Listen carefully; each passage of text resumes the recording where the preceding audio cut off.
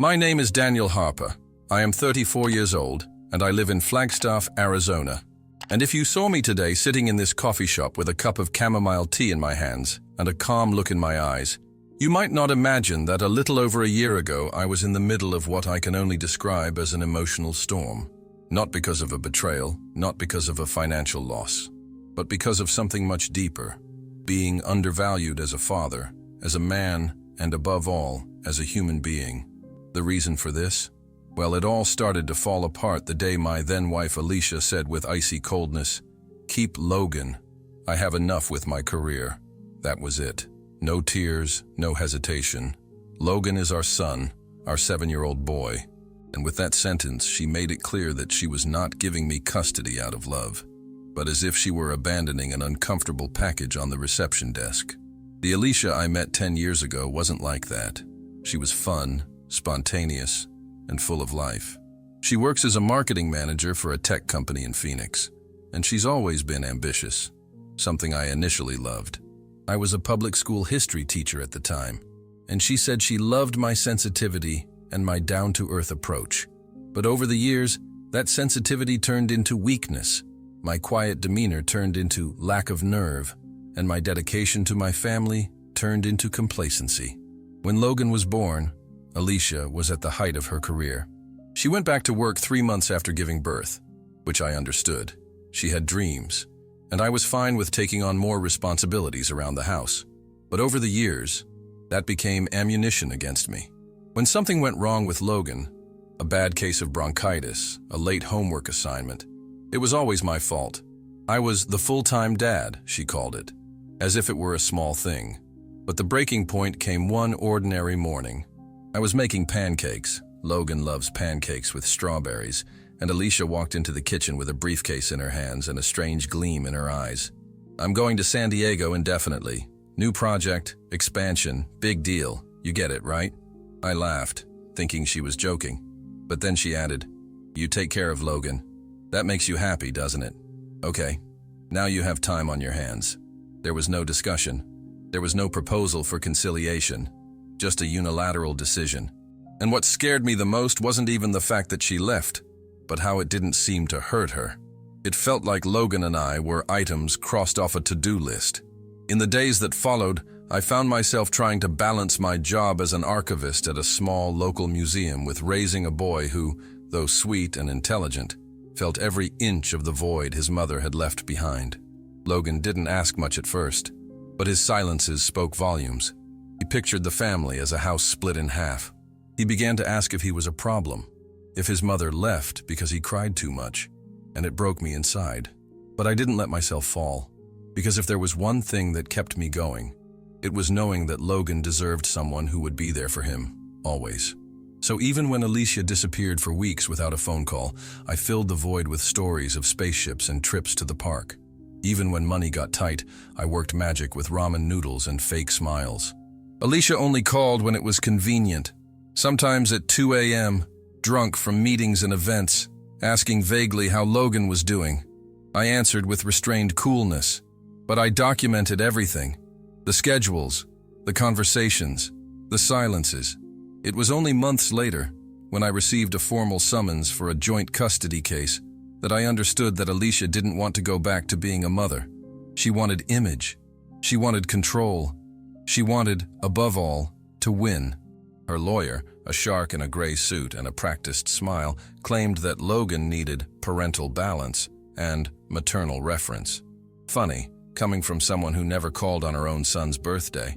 It was at that moment that something inside me changed. I stopped just defending myself. I started observing. I started studying. I started building my narrative. Because now, I wasn't just the father left behind. I was the truth. And the truth, sooner or later, always finds a microphone. And then one night, Logan came into my room, eyes wide, holding his tablet in both hands like he was carrying dynamite.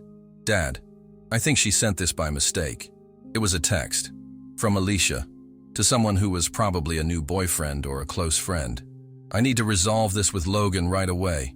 Daniel thinks he's winning, poor guy.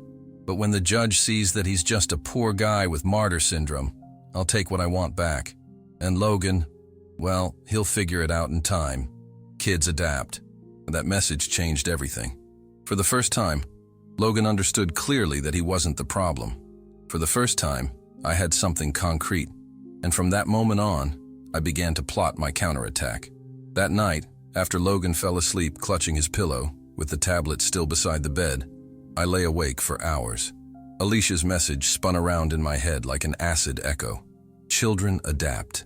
The kind of thing only someone with no real connection to a child would say. But it gave me more than outrage. It gave me material. I printed out the conversation, saved the screenshots in the cloud, and on 2 different flash drives. I also wrote down detailed minutes of the context. Time, day, Logan's emotional state, everything. I started to gather every passive-aggressive email, every attempt to distort the truth that came from her or her lawyer. I started to draw a map, a timeline with evidence. She could no longer pretend to be the devoted mother who gave up everything for the good of her son. In the days that followed, our routine continued as simple as ever. Logan went to school, I went to the museum, and at night we made homemade pizza and watched some old cartoon. But behind this calm routine, I was preparing like a soldier. I spoke to a lawyer named Tamara, who was known for being meticulous and patient, the opposite of the shark that played Alicia. She listened to every detail, and when she saw the message, her expression changed. This is powerful, but we have to make sure it comes out in the right way. Our plan wasn't to expose Alicia theatrically.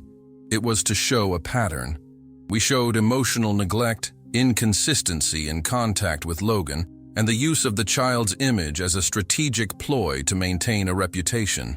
The cherry on the cake was another message, received 2 weeks later, also by mistake. If he, Logan, takes after his father, he'll be a failure emotionally. I want to make sure he doesn't get too soft.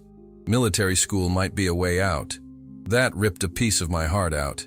Not only because of the coldness with which she spoke about her own son, but because Logan was terrified of the idea of being separated from me. He said my lap was the safest place in the world, and now this woman, who claimed to represent him as a mother, thought of dismissing him as a problem. The hearing was scheduled for a cold day in March. I remember dressing Logan in a light blue shirt and his favorite sneakers. He thought they brought him luck. We didn't say much on the way there.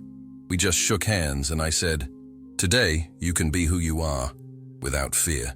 He smiled sideways, that shy, brave smile that only he had. Alicia arrived with her lawyer by her side and dressed impeccably, as if she were going to a CEO conference. She had even put on red lipstick. She didn't look at me or her son. She just fixed her hair and sat down with the posture of someone who thought she was going to win by a landslide.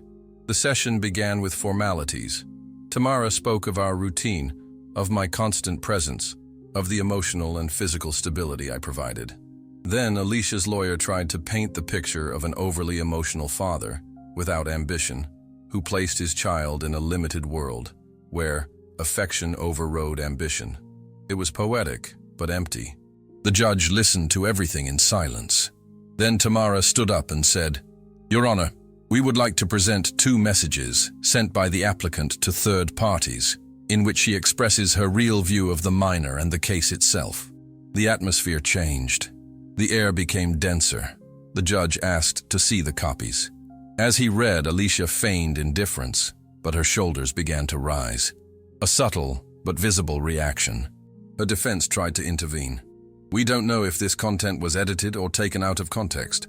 Tamara calmly responded, "The messages were presented in full, with metadata and cross-references." And then the judge did something unexpected. He looked at me and said, "Mr. Harper, would your son like to make a statement, or do you think it would harm him emotionally?" I looked at Logan.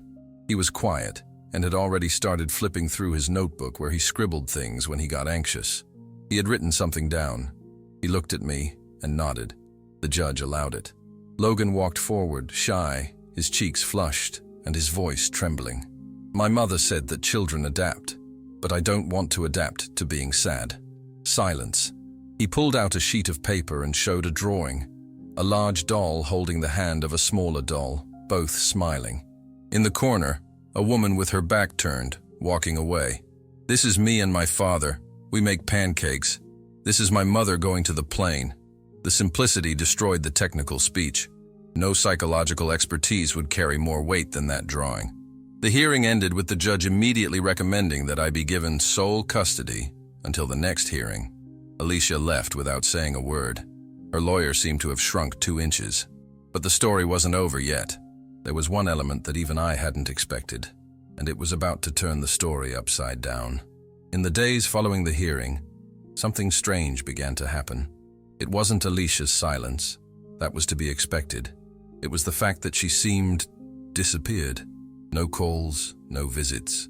Not even those cold, calculated messages she sent from time to time. Tamara said it might have been a strategy, letting the waters cool down so she could make a stronger comeback later. But I didn't think it was just that. There was something different, something in her expression during the hearing that seemed more than just defeat. It was fear. Logan seemed lighter. He slept better, asked silly questions about dinosaurs and solar systems again. He started writing little stories, one about a boy who had an invisible cloak that only worked when he told the truth. I smiled when I read it. That was it. The truth was our cloak. About 3 weeks later, I was summoned to a special court hearing.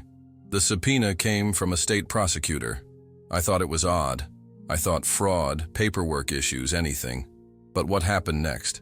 I arrived at the building with sweaty hands and a heavy heart. Tamara was already waiting for me with an indecipherable expression.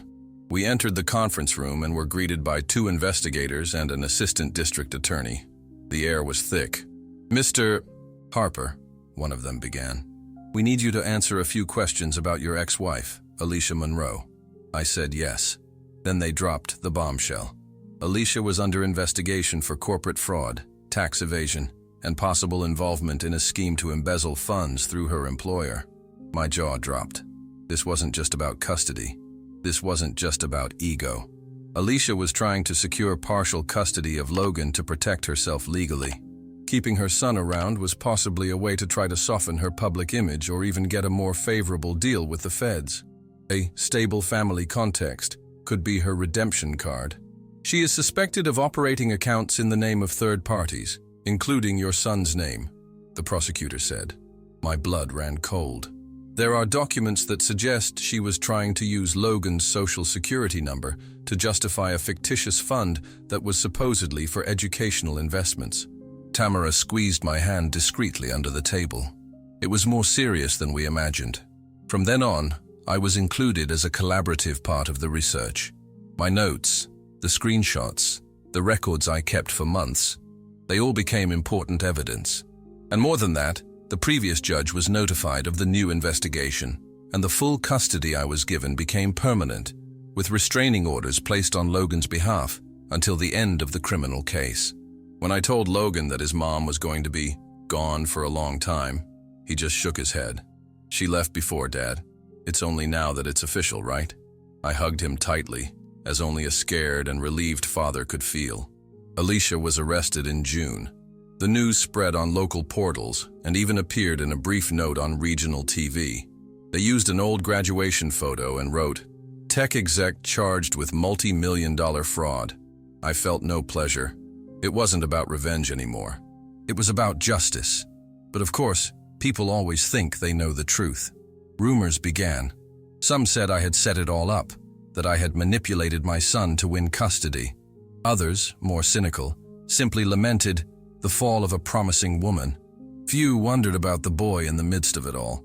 I didn't give interviews or respond to messages. My life revolved around keeping Logan safe from the repercussions. I moved him to another school, changed his number, and took a temporary leave from the museum where I worked. I just wanted silence. I wanted to rebuild calmly. But fate still had one more twist in store. One rainy night in August, I received an anonymous letter. It was a plain white envelope with no return address. Inside was just a sheet of paper with 3 sentences. "You think you won, but she didn't act alone. Be careful who you trust." Tamara took the envelope straight to the investigators. They confirmed.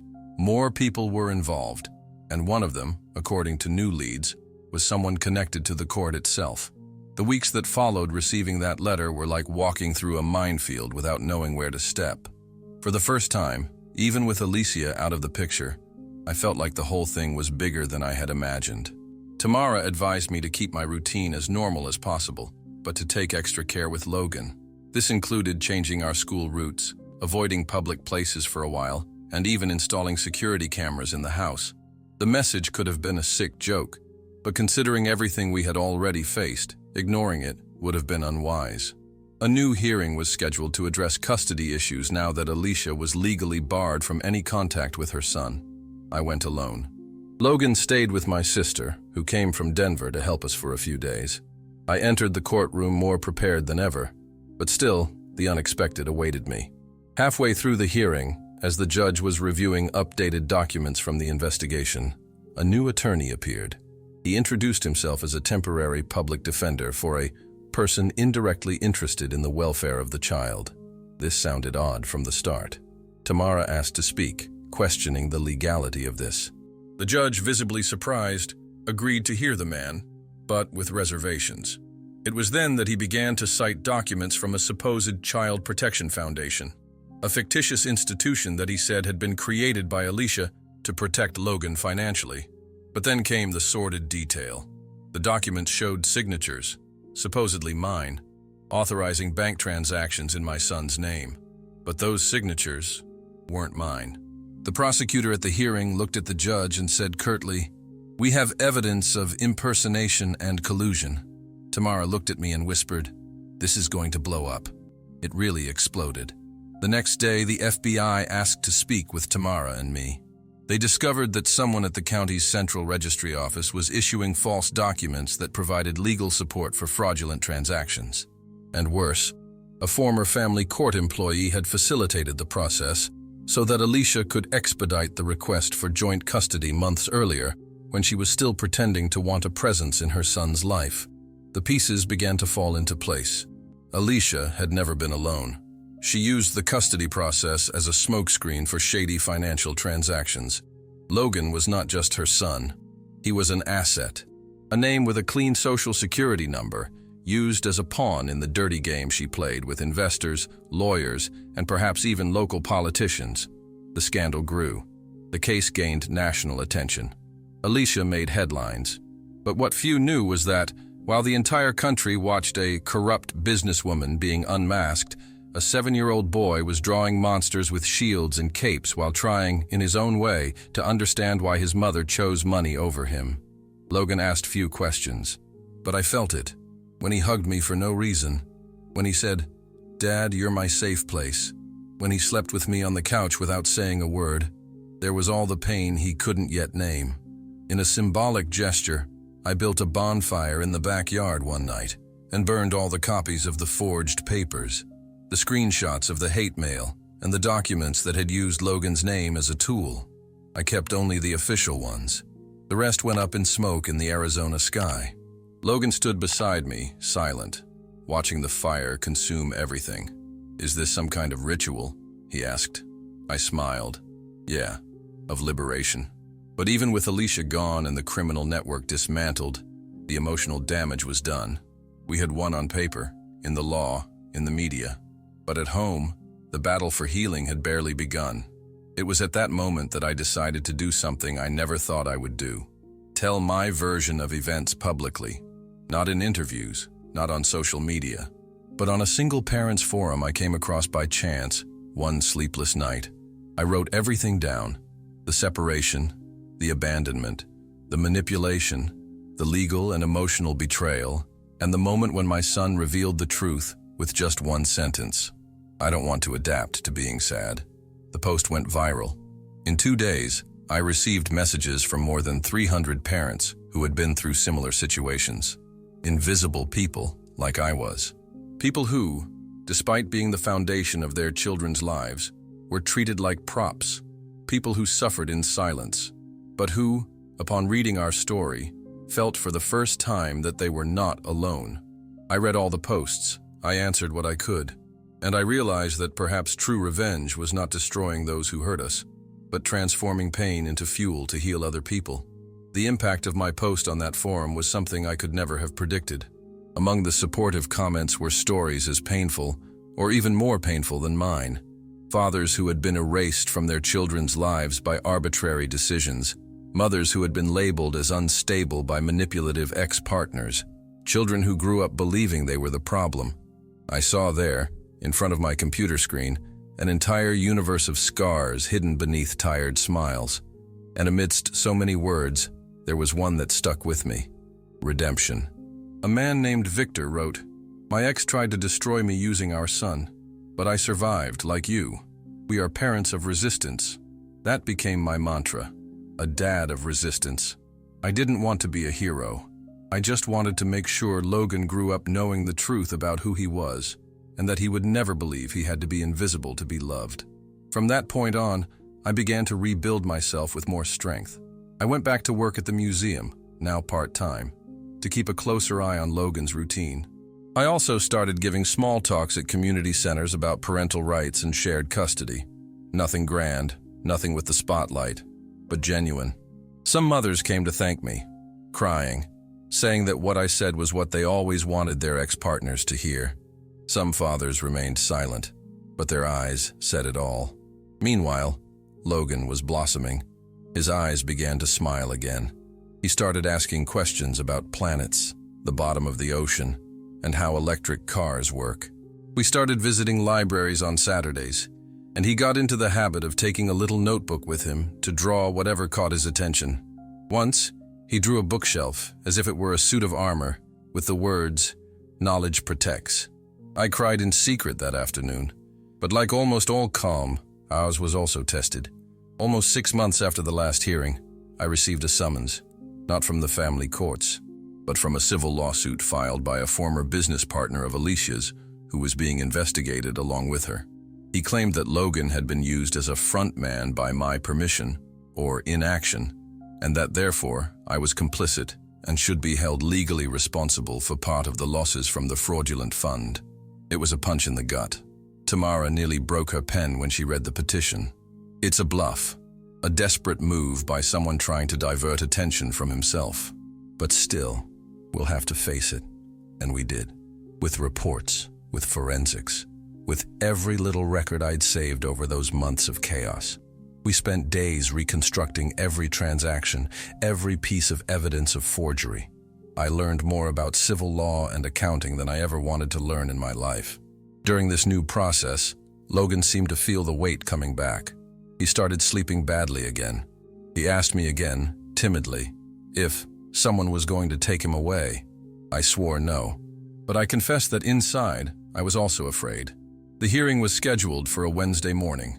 We arrived early, Logan staying with my sister again. I walked into the courtroom with my hands steady but my stomach in knots. Across the way, Alicia's partner, a man named Mitchell Green, wore a dark blue suit and exuded arrogance. His lawyers tried to paint the picture that I, as the father and legal guardian, should have noticed the suspicious movements. Tamara stood up and did what she does best. She dismantled each point with surgical precision. She showed the records of document manipulation, the expert reports that confirmed forgery, the testimonies of former company employees that revealed that Alicia acted alone, without my knowledge. But the most poignant moment came when Tamara asked to play a video. It was a deposition of Logan, recorded with court permission, in which he spoke, in the simple words of an 8-year-old, about how his mother used big words to keep him away from his father, how he discovered that some things done with his name weren't okay, and how he felt when he realized the adult world was using him as a pawn. "I just want them to stop using me," he said in the video. "I just want to be a son, that's all." When the video ended, there was absolute silence. Even the judge seemed to be holding his breath. The case was dismissed as unfounded, and Mitchell Green was later formally indicted for direct involvement in Alicia's schemes. Another piece of the puzzle fell into place. Another wall crumbled. And Logan? He was waiting for me at home with ready-made pancakes with chocolate chips. "Is today a day to celebrate?" he asked. "Yes, it is, son. Yes, it is." After all, it was not the victory in court that impressed me most deeply. It was the way Logan smiled fearlessly again. How he learned to trust himself, even after being used as a tool by someone who was supposed to protect him.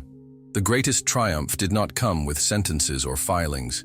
It came in the silence of peaceful nights, in the drawings he left on my bedroom door, in the little hands that held mine without saying anything, but saying everything. The routine finally started to feel normal. The new school was smaller, more welcoming. Logan made friends, started talking about wanting to be an astronaut again, or a science teacher. Like you were, Dad, but with rockets. We started having picnics on Sundays, marathons of old movies on Friday nights, and little by little I began to breathe without fear. The news of Alicia's conviction came out in a discreet article months later. 10 years in prison for fraud, criminal association and false ideology. There was no appeal, no attempt to contact her. She simply disappeared from our narrative. And contrary to what I imagined, there was no relief or sense of justice having been accomplished, only emptiness. The memory that it all began with a sentence spoken with absurd coldness. Stay with Logan. She thought she had thrown a burden into my hands. Little did she know that she had given me the only thing that was truly worth it. Logan and I kept going, like two pieces that fit together by choice, not by obligation. One day he said to me, "Dad, do you know that I remember almost everything? But what I remember most is you listening to me." Really, it hurt and healed at the same time.